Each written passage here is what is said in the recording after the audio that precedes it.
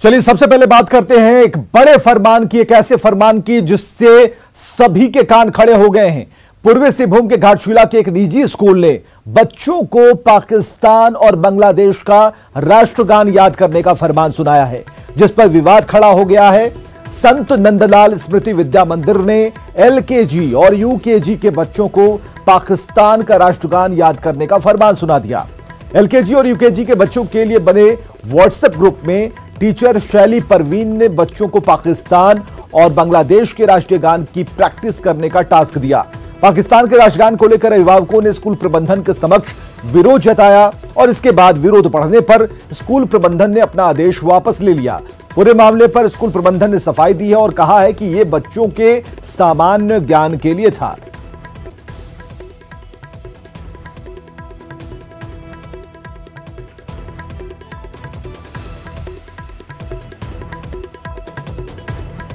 तो घाटशिला के संत नंदलाल स्मृति विद्या मंदिर की तरफ से बच्चों को दिए गए इस फरमान पर राजनीतिक दलों ने कड़ा विरोध जताया। सभी ने स्कूल पर कार्रवाई की मांग की। हालांकि झारखंड मुक्ति मोर्चा ने कहा कि सामान्य ज्ञान के लिए अगर पाकिस्तान के राष्ट्रगान को याद करने को कहा गया है तो ठीक है, बावजूद बच्चों को सबसे पहले अपने देश के बारे में जानकारी देनी चाहिए।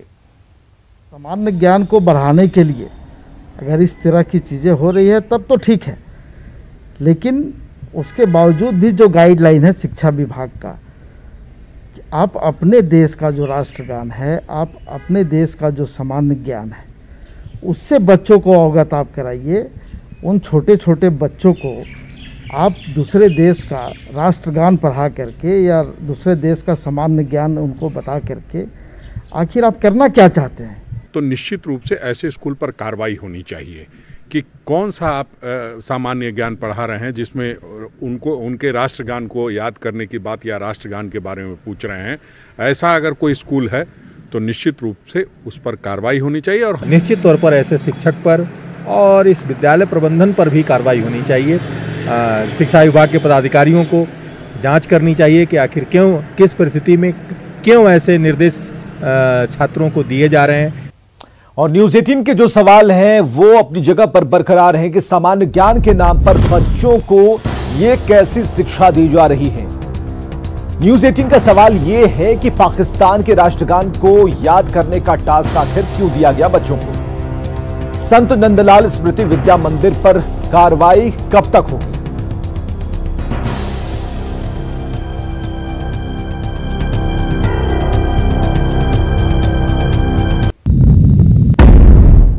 चलिए खबरों की तरफ बढ़ते हैं। स्वास्थ्य महकमे की लापरवाही तो आए दिन सामने आती रहती है, लेकिन कोरोना जैसी वैश्विक महामारी में लापरवाही बढ़ते जाना बिल्कुल समझ से परे है। महगामा में पंचायत सचिव की कोरोना से संदिग्ध मौत हुई।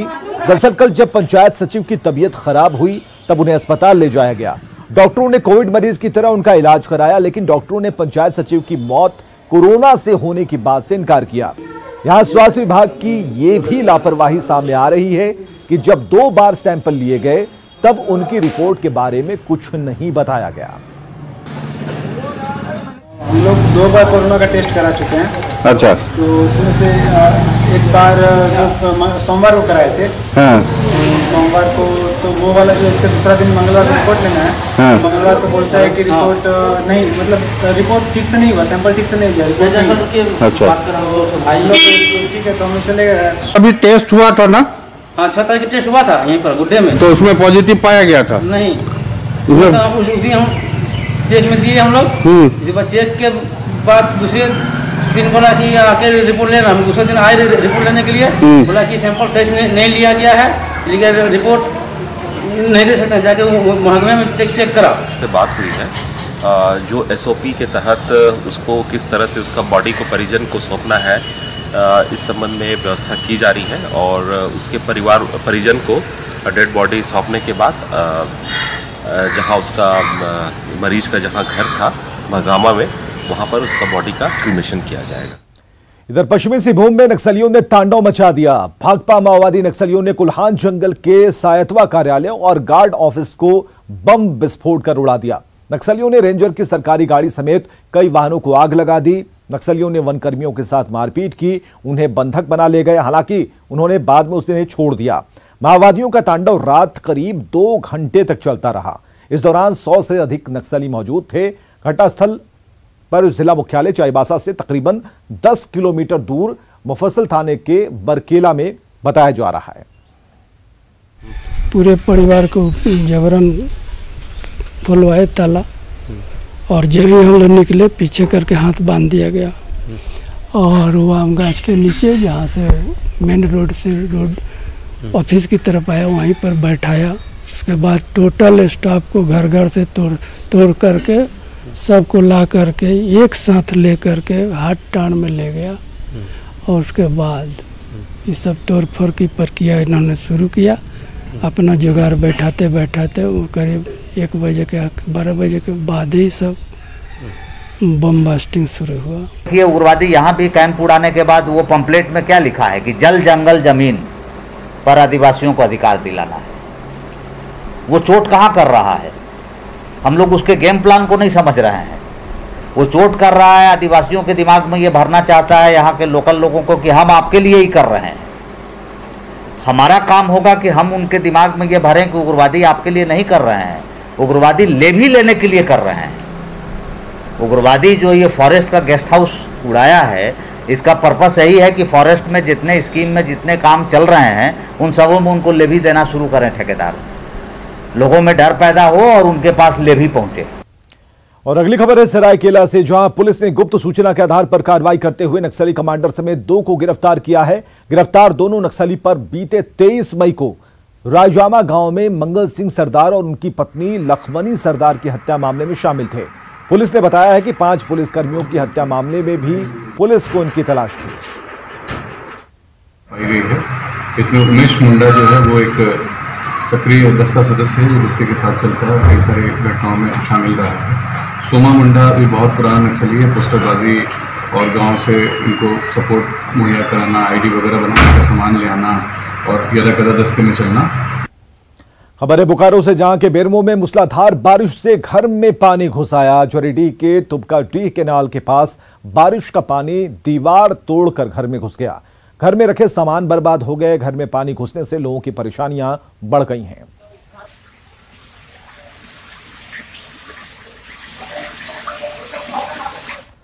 और इधर दुमका में बिजली गिरने से 3 लोगों की मौत हो गई, जबकि एक झुलस गया। मसलिया थाना क्षेत्र के मकरमपुर में बिजली गिरने से 2 लोगों की जान चली गई, जबकि एक झुलस गया है। वहीं शिकारीपाड़ा के पलासी गांव में बिजली गिरने से एक युवक की मौत हो गई। युवक खेत में ट्रैक्टर चला रहा था, लेकिन बारिश होने पर वो बारिश से बचने के लिए पेड़ के नीचे खड़ा था, तभी बिजली आ गिरी। गुमला के डुमरी प्रखंड में प्रधानमंत्री आवास के निर्माण पर भारी गड़बड़ी की शिकायत सामने आई है और इलाके में बन रहे पीएम आवास योजना में लाभुकों को पैसा नहीं मिला और उनके खाते से पैसे की निकासी दिखा दी गई। दरअसल ग्रामीणों का आरोप है कि जिस ठेकेदार ने घर निर्माण की जिम्मेवारी ली, उसी ने सारे पैसे डकार लिए और घर आधा अधूरा छोड़कर फरार हो गया। कितना कितना निकसे ही राउर सब पर तो बराबर निकल है, ओहो मन करना हमरो कितना निकली के हम जानतो न मैं दू के मैं निकसाल हर वही ठन ले जे के ले अलग तक पास से पासबुक के ले के गेला कर अपने निकसाल तक जाइए निकी घर। इसमें डुमरी का भी आवास होगा। अभी आपके द्वारा जानकारी मिली कि कुछ आवास वहाँ अधूरे पड़े हुए हैं, उसके हम जांच करवा लेंगे वीडियो से। जांच करने के बाद आपको फलाफल से अवगत कराएंगे और अगर गलत हुआ है तो उसको देखेंगे किसके स्तर से गलत हुआ है। खबर पश्चिमी सिंहभूम से है, जहां के ग्रामीण क्षेत्रों में सरकार ने बिजली पानी की सुविधा को बहाल किया, लेकिन छोटी छोटी खराबियों के ठीक नहीं किए जाने के कारण सुविधाएं महज दिखावा बनकर रह गई हैं। बिजली के बिना गांव में अंधेरा होता है। जल मीनार के बिना लोग गंदा पानी पीने को मजबूर हैं। यहां की महिलाओं का कहना है कि पानी की सुविधा नहीं होने की वजह से उन्हें इस कोरोना काल में तालाब में नहाना पड़ता है। 6 महीने जब से बनाया उसका सही पानी नहीं निकल रहा है। जल मीनार जल मीनार सबसे जब से बनाया ठीक से नहीं, अभी तो 1 महीने लगभग हो रहा है कि एकदम नहीं निकल रहा है। बिजली ठीक से नहीं आ रहा है। कुछ दिन पहले से जब से बरसात होती है वहाँ उसके बाद बिजली डिबरी जैसे जलने लगता है। तो ऐसे में हम लोग स्टूडेंट लोगों को पढ़ने में यहाँ असुविधा हो रहा है। स्ट्रीट लाइट लगा हुआ है यहाँ, लेकिन ठीक से जलता नहीं है। सरकार तो कहती है कि नदी में तालाब में नहीं नहाना है, लेकिन मजबूरन तो जाना पड़ेगा ना। तो फिर जब पानी का सुविधा नहीं होगा तो फिर तो जिनके पास नहीं है अवेलेबल, मतलब पानी कुआं या फिर अपना सेल्फ ये नहीं है, तो वो तो जाएंगे ही ना नदी। और साहिबगंज में बन रहे मल्टी मॉडल बंदरगाह की 183 एकड़ भूमि पर रैयतों के खाली नहीं करने से परेशानी खड़ी हो रही है। भारतीय अंतर्देशीय जलमार्ग प्राधिकरण के उपनिदेशक प्रशांत कुमार ने बताया है कि बंदरगाह के 183 एकड़ की भूमि पर सभी रैयतों को उनका मकान बना दिया गया है, लेकिन भूमि पर कई रैयतों के परिवारों को हटाकर जमीन को खाली कराना है। तो सेकेंड फेज थर्ड फेज जो आएगा वो ऑपरेशन मेंटेन करने के लिए उसी को दिया जाएगा कि वो अपना उसको डेवलप कर लेंगे। हम लोग 183 एकड़ जमीन लिया हुआ गवर्नमेंट ऑफ इंडिया के नाम पर है ऑलरेडी, जिसमें से हम लोग को घर जो इफेक्टेड फैमिली है उसको हटाना है उसको, तभी अभी एरिया क्लियर होगा, तभी हम लोग उसको हैंड ओवर कर सकते हैं अपने। इधर हजारीबाग में प्रवासी मजदूरों को आत्मनिर्भर बनाने के लिए जिला प्रशासन की तरफ से विशेष प्रशिक्षण दिया जा रहा है, ताकि दूसरे प्रदेशों से लौटे प्रवासी स्वरोजगार से जुड़कर आर्थिक रूप से संपन्न हो जाएं। जिले में सभी प्रखंडों से लगभग 550 प्रवासियों को कृषि के क्षेत्र में प्रशिक्षण देने की योजना है, जो सितंबर तक चलेगी। सर हाथ हटाइए सर। आप आइए। कहाँ मैं उस जगह फंस गया और फंसने के क्रम में फिर पुनः केंद्र सरकार से सहायता हुई कि आप अगर आना चाहते हैं तो अपना राज्य आ सकते हैं, और कुछ सहायता भी मिला। बॉम्बे में हम रहते थे, तो लॉकडाउन की वजह से गांव आ गए।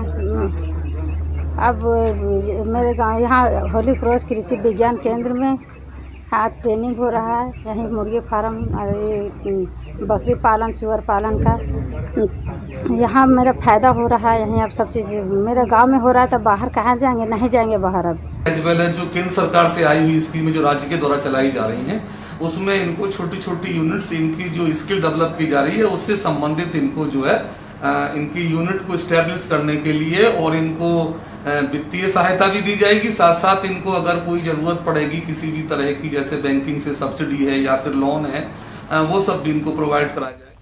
राजधानी में करोड़ों की लागत से बने आवास बोर्ड के मार्केटिंग कॉम्प्लेक्स असामाजिक तत्वों का अड्डा बनता जा रहा है। चारों तरफ गंदगी का अंबार है, कुत्तों और सुअरों का बसेरा बन गया है।